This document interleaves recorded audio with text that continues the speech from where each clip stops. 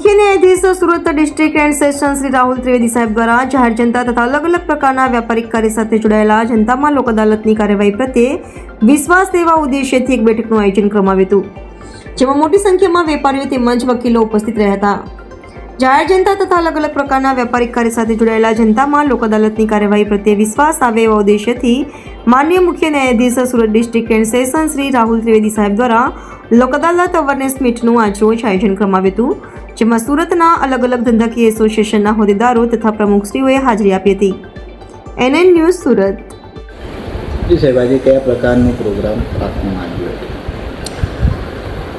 રાષ્ટ્રીય કાનૂની સેવા સત્તામંડળ નાલસાના નિર્દેશ અનુસાર સમગ્ર દેશમાં સમયાંતરે બિન ખર્ચાળ અને ઝડપી ન્યાય પક્ષકારોને મળે તે માટે વૈકલ્પિક તકરાર નિવારણના બે સબળ માધ્યમ મીડિયેશન અને લોક અદાલત એના પ્રસાર કરવા માટે અલગ અલગ કાર્યક્રમ આયોજિત કરવામાં આવે છે.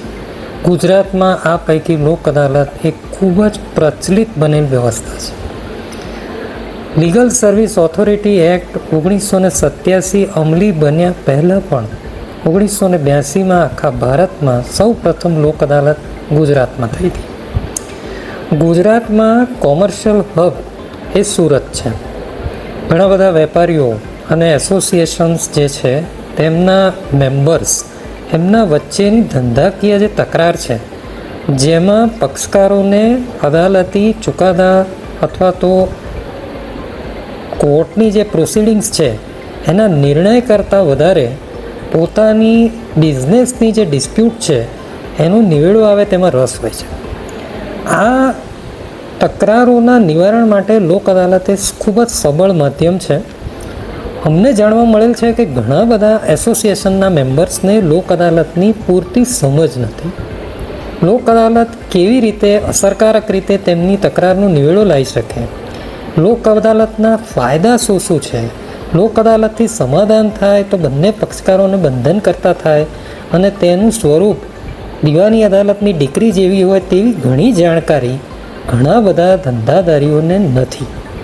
તેથી જિલ્લા કાનૂની સેવા સત્તામંડળ સુરત દ્વારા અને district bar association, legal add defence council Surat અને સુરત સિટી એડવોકેટ એસોસિએશનના સંયુક્ત ઉપક્રમે આજે અમે સુરતમાં કાર્યરત તમામ ધંધાકીય એસોસિએશન્સને જેઓ રજિસ્ટર્ડ અથવા અનરજિસ્ટર્ડ છે, જે અલગ અલગ ધંધામાં સંકળાયેલા હોય, ડાયમંડમાં હોય, ટેક્સટાઇલમાં હોય, તેમના હોદ્દેદારોને બોલાયા છે, એમના ઓફિસ બેરર્સને બોલાયા છે અને અમો દ્વારા એવો પ્રયત્ન કરવામાં આવશે કે લોક અદાલત આ એસોસિએશનના મેમ્બર્સ એટલે કે બિઝનેસ પીપલ માટે કેવી રીતે ઉપયોગી છે, તેમાં પાર્ટિસિપેટ થવું કેટલું સરળ છે અને ધારો કે લોક અદાલતથી સમાધાન ના પણ થયું તો તેમનો અદાલતી નિવેડો લાવવાનો માર્ગ જતો નથી રહેતો અને લોક અદાલત બિન ખર્ચાળ અને ઝડપી ન્યાય આપી શકે તેવા અમુક દાખલા જે થયેલા છે એની જાણકારી અમે તેમને આપવા માંગીએ છીએ. તે લોક અદાલતના પ્રસાર સારું આજે અમે એક પ્રમાણિક પ્રયાસ કરેલ છે.